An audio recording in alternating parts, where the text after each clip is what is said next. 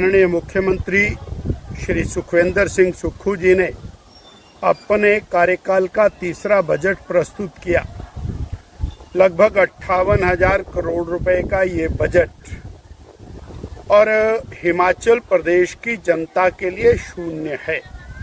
स्वयमेव उनके शब्दों के अनुसार इस बजट में 25 पैसा सैलरी के लिए, 20 पैसा पेंशन के लिए, 12 पैसा ब्याज के लिए, 10 पैसा देय राशियों के लिए और सामाजिक कार्यों के लिए 9 पैसा, इस प्रकार 76 रुपया 100 रुपये में से, और एक स्टैंडर्ड लायबिलिटीज हैं।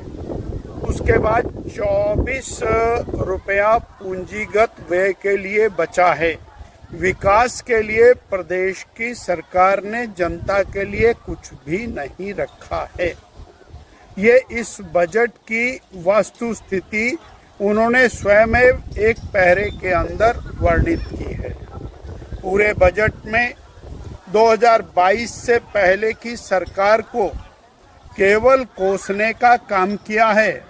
2022 से पहले और सरकार ने कुछ कर्ज छोड़ा, कुछ काम नहीं किया, उसी बात का हवाला देकर पूरे बजट की शुरुआत की है और उसी का हवाला देकर पूरे बजट को समाप्त किया गया है। इस बजट के अंदर जो कर्ज निरंतर लिया जा रहा है, उस कर्ज के बारे में कोई व्याख्या नहीं है कि कब तक ये कर्ज कितनी मात्रा में लिया जाएगा और उस कर्ज का उपयोग किस कार्य के ऊपर किया जाएगा। ये एक बहुत बड़ा विषय, इसमें प्रश्नवाचक खड़ा रहता है। इसी प्रकार से और कानून बिगड़ती व्यवस्था को लेकर कोई भी प्रावधान इसके अंदर नहीं किया और ना ही इस बात का कोई उत्तर दिया गया कि आपने 1200 स्कूलों को बंद कर दिया है, आपने लगभग 1600 संस्थान बंद कर दिए, आप शिक्षा में गुणवत्ता की बात कर रहे हैं और संस्थान बंद करते चले जा रहे हैं, आप स्वास्थ्य में गुणवत्ता की बात कर रहे हैं और संस्थान बंद करते चले जा रहे हैं। और इस बजट के अंदर भी आपने जो कल्याणकारी योजना, हिम केयर योजना, आयुष्मान योजना, उसके बारे में किसी भी प्रकार का कोई जिक्र नहीं किया और जो लाभ उससे जनता को मिल रहा था उसके बारे में आप पूरी तरह से साइलेंट हैं।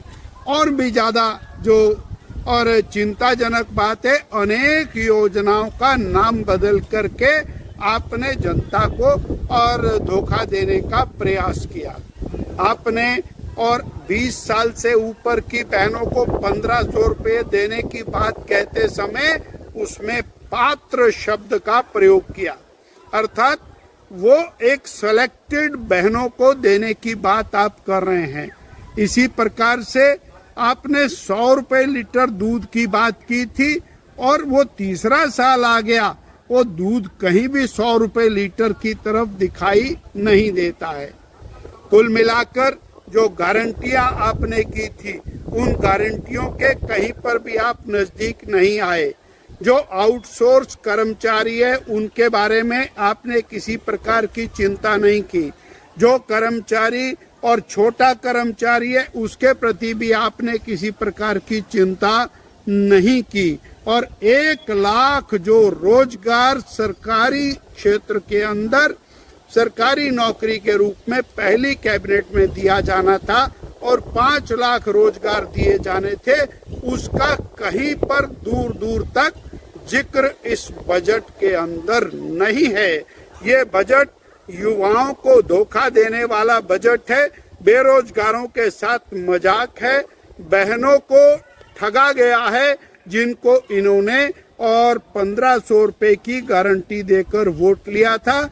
किसानों के साथ अन्याय इस बजट के अंदर किया है और जो बिगड़ती कानून व्यवस्था, जिस तरह दिन दिहाड़े गोलीबारी और हिमाचल प्रदेश में हुई है।